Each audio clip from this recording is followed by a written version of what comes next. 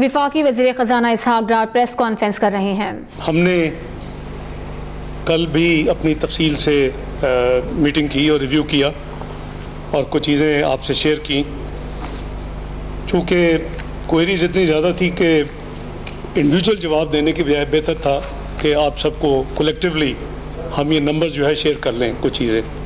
पहले मैं ज़रा इस क्वार्टर की बात करूँगा जो 30 सितंबर को जो नंबर्स फाइनल हुए हैं उसके हवाले से हमारी जो फिस्कल परफॉर्मेंस है, आगे चल के फिस्कल डेफिसिट की भी बात करेंगे, लेकिन जो फिस्कल परफॉर्मेंस है उसको डिसिप्लिन रखना या कोशिश करनी, आई थिंक वो हमारी तरजीह थी इस पहले क्वार्टर में।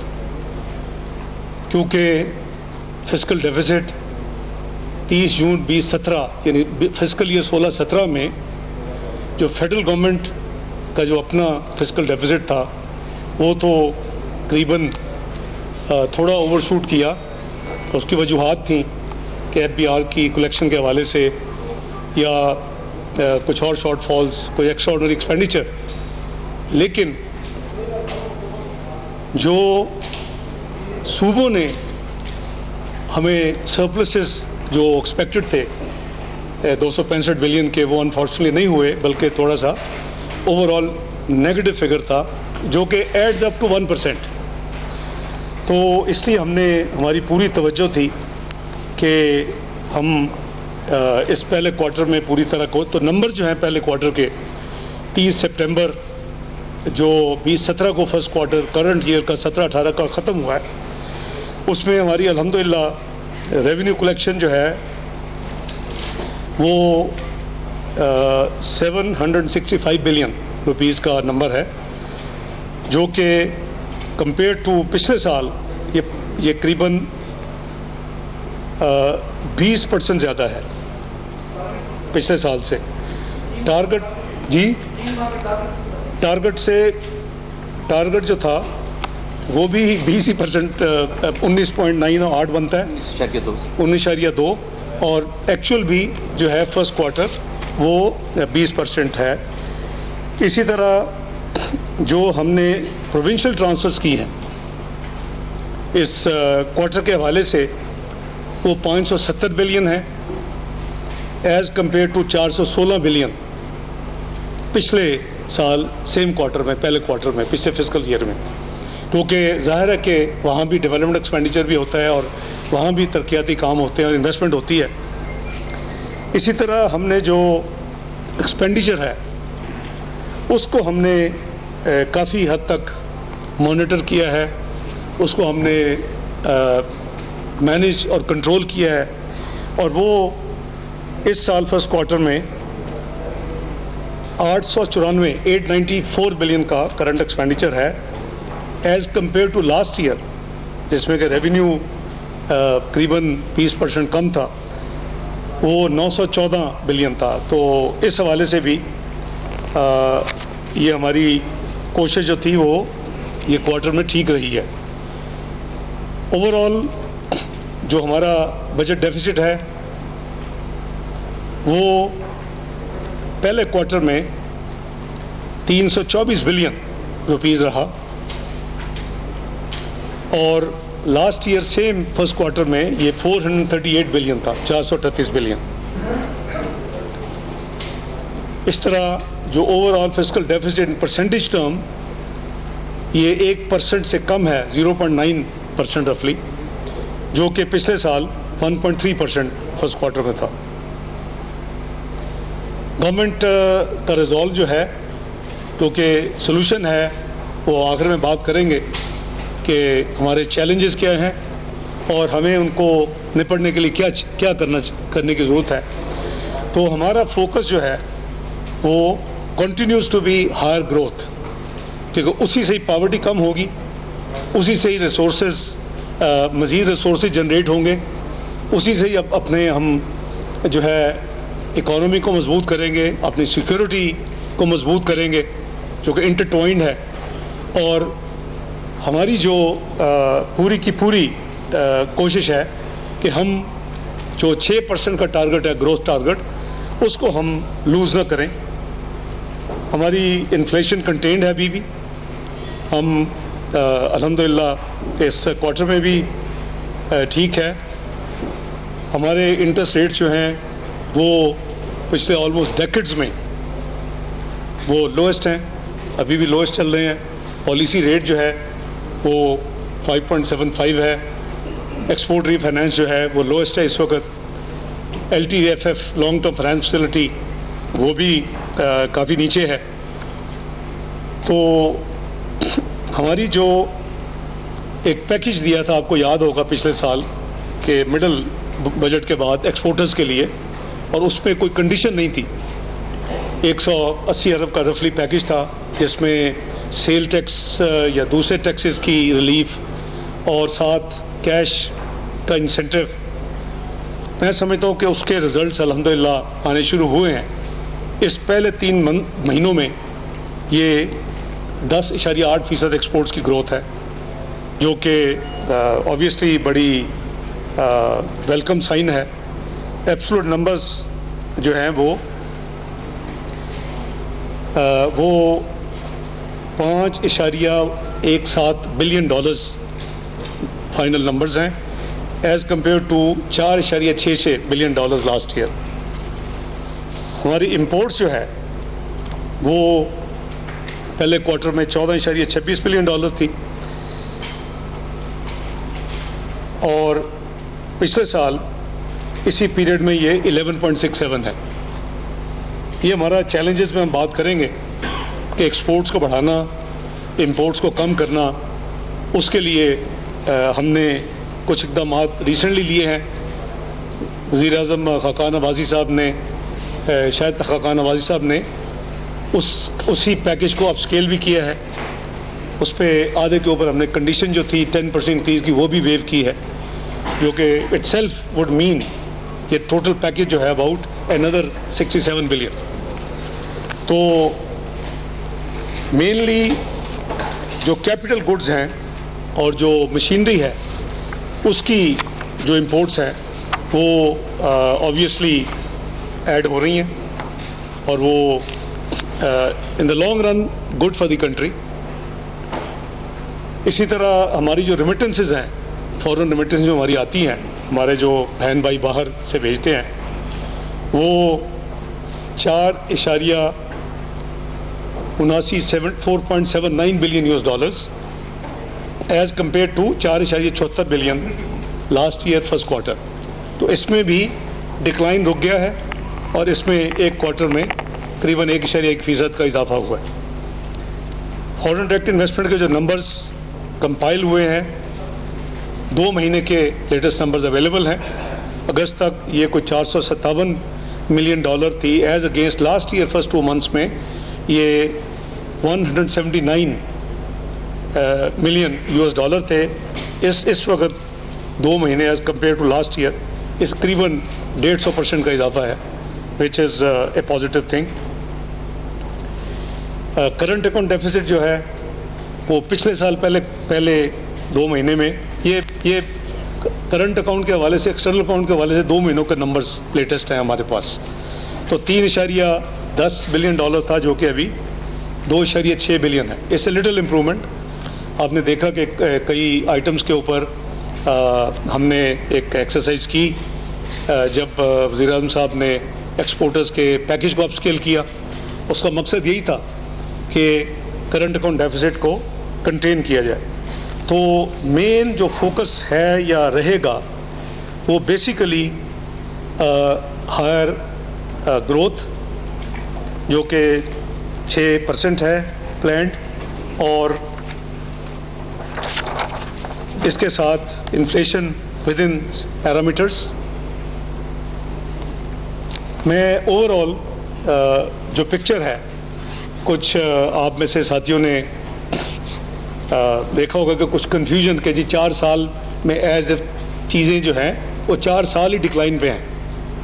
मैं समझता हूँ कि फैक्ट्स विल स्पीक कि 30 जून 2017 तक के जो नंबर्स थे वो बताएंगे कि 4 साल। I am sure most of you would have those numbers.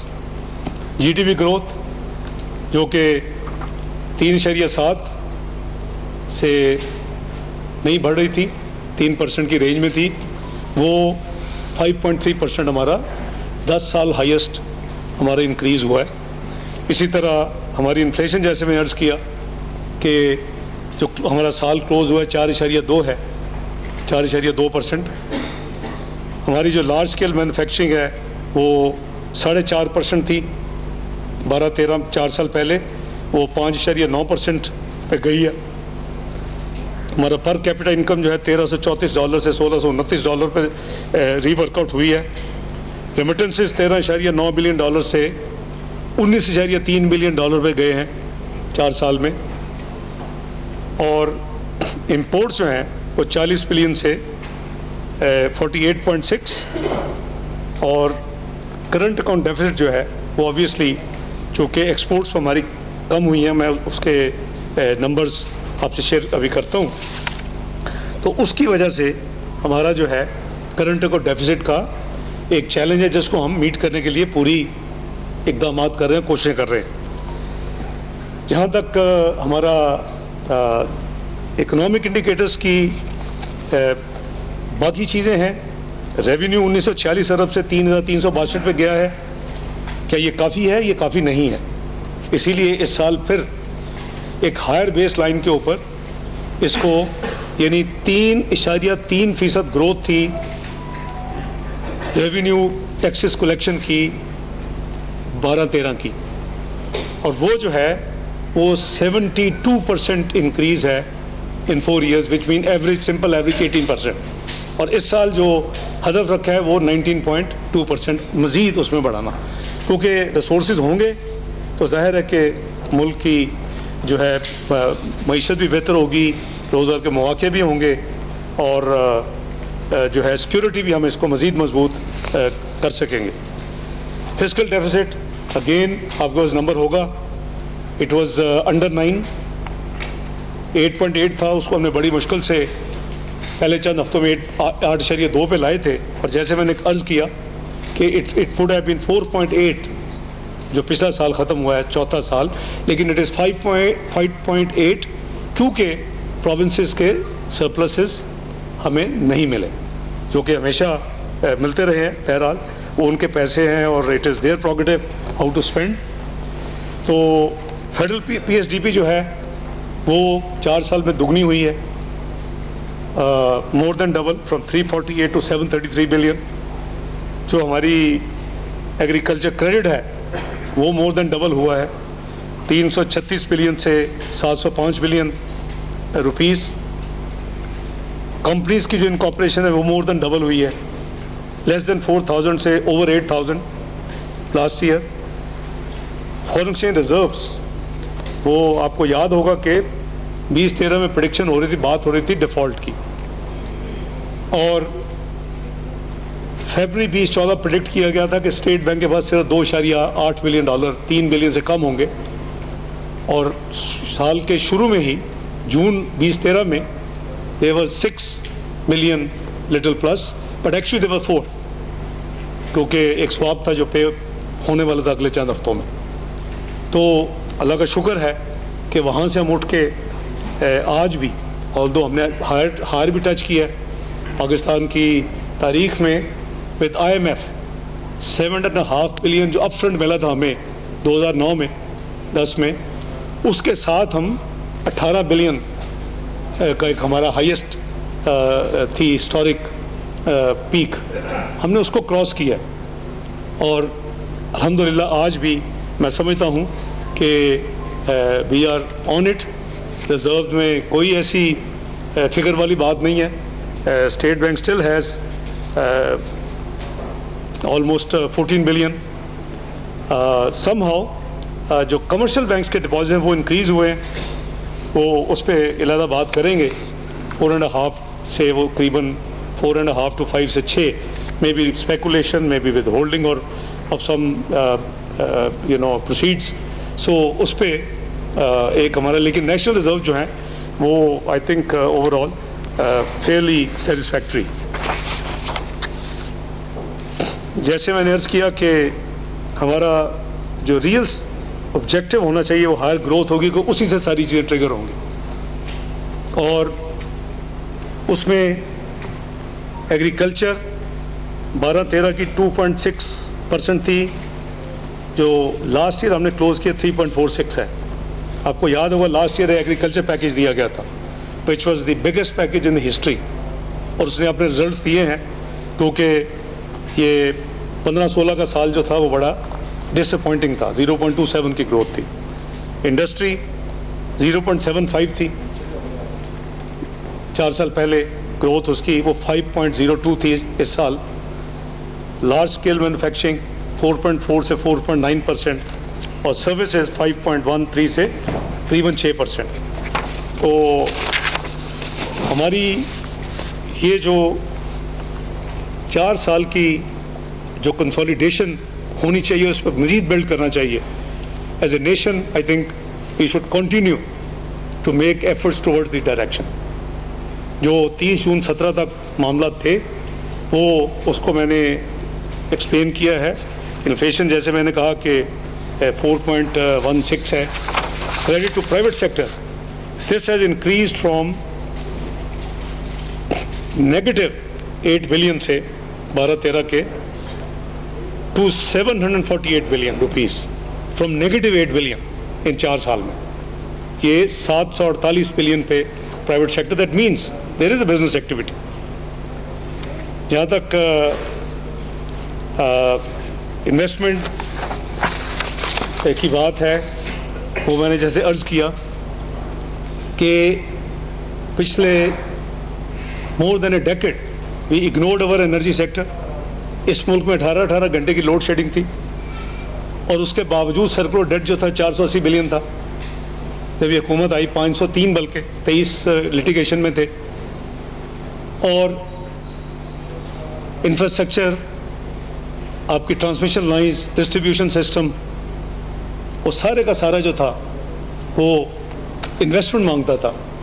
आपकी हाईवेज, तो मुल्क एक बहुत बड़े चैलेंज से गुजर रहा था सिक्योरिटी के हवाले से।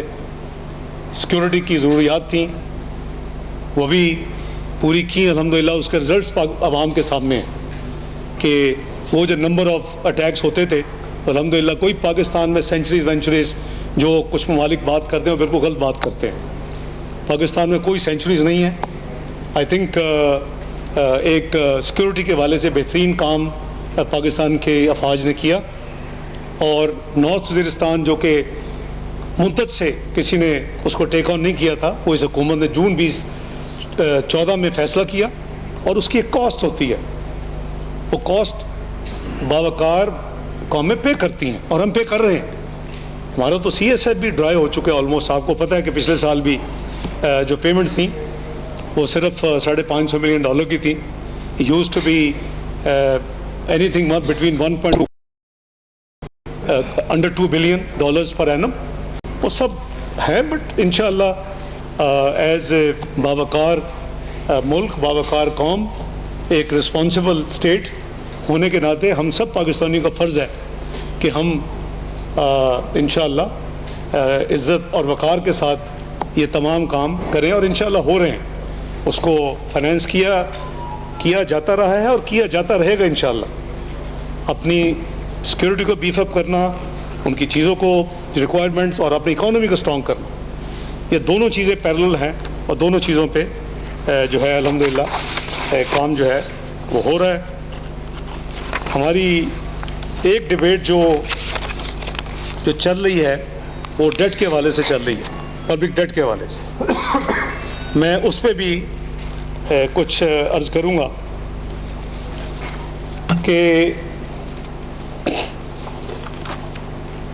पब्लिक डेट जो है उसकी जो नंबर्स हैं उसमें मेरा ख्याल है कुछ कंफ्यूजन पाया जाता है। There is a total public debt and there is and external liabilities and other liabilities. Other liabilities जब आप देखेंगे तो वो प्राइवेट सेक्टर की लाइबिलिटीज़ या प्राइवेट सेक्टर की बोरोइंग्स के हवाले से होती हैं। ये मेरे पास नंबर्स हैं। हमारा जो नेट डोमेस्टिक डेट है, total debt of GDP, that is 61.6% as on 30th June 2017। इसके अंदर जो एक्सटर्नल डेट का कंपोनेंट है, जिसको बहुत ज़्यादा कहा जा रहा है कि जी वो कैसे बर्दाश्त होगा, कैसे होगा, इट यूज्ड टू बी 2013 में 21.4% of the total debt was external debt of GDP. It has now reduced to 20.6% out of 61.6%. तो अगर आइसोलेशन में हम नंबर्स देखेंगे तो जाहिर है कि कन्फ्यूजन होगी, और अगर हम उसको GDP के हवाले से देखेंगे, साइज ऑफ इकोनॉमी के हवाले से देखेंगे, जो कि पहली दफ़ा $300 बिलियन से इकोनॉमी का साइज बढ़ा है, we are in expansionary stage, an expansionary phase, क्योंकि आप 10,000 मेगावाट जो है वो बिजली के मंसूबे इस वक्त लगा रहे हैं, उसमें से 3600 मेगावाट जो है वो सिस्टम में नवंबर दिसंबर तक आने की तवक्को है इंशाअल्लाह। कुछ आ चुकी है, कुछ आ रही है। तो वो 18 घंटे की लोड शेडिंग जो थी, वो इसीलिए load shedding has reduce to hardly bare minimum, और उम्मीद है कि नवंबर दिसंबर में ये जो लोड शेडिंग है इसका ख़ात्मा होगा, और फिर इंशाअल्लाह हमें ये प्रॉब्लम नहीं आएगी। लेकिन 18 घंटे की लोड शेडिंग यानी 6 घंटे की जनरेशन के साथ जो सर्कुलर डेट होता था, जिसको आजकल बात हो रही है, वो 503 बिलियन था 18 घंटे की लोड शेडिंग के बावजूद। आज हार्डली 2 से 3 घंटे के साथ, बारिंग जहाँ पेमेंट्स नहीं होती हैं उस तरह स्पेशलाइज्ड एरिया रिकवरी नहीं होती, वो आज हमारा अंडर 400 बिलियन है, 390 बिलियन के करीब है। आई एम श्योर कि आप में से कई साथियों को ये पता होगा, ये पता है कि एक क्रेडिट साइकिल है, एक साइकिल है जो कि नॉर्मल पेबल्स होते हैं, वो करीबन और बड़ी डिटेल्ड एक्सरसाइज के साथ वो कैलकुलेट हुआ है, उसमें मल्टीलैटरल इंस्टीट्यूशन भी शामिल थी उस कैलकुलेशंस में। वो करीबन 350 अरब से ज़रा ऊपर है, 356 है या 354 है। तो ये कोई ऐसी कोई अलार्मिंग बात नहीं है कि 18 घंटे से कम होगी, यानी कंजम्पशन ज़्यादा है। जो डोमेस्टिक हुकूमत जो सब करती है 300 यूनिट तक सब्सिडाइज, वो ऑब्वियसली जितना ज़्यादा प्रोडक्शन होगी, जितनी ज़्यादा कंजम्पशन होगी जनरेशन के साथ साथ, उसी तरह उसका नंबर भी बढ़ेगा। तो मैं समझता हूँ कि आप सबको अच्छी तरह याद भी है, मालूम भी है कि पाकिस्तान की जो रेटिंग्स हैं वो हमने ग्रेजुअली अल्हम्दुलिल्लाह हमने देखा कि वो उसमें बहुत ज़्यादा इम्प्रूवमेंट हुई, और हमें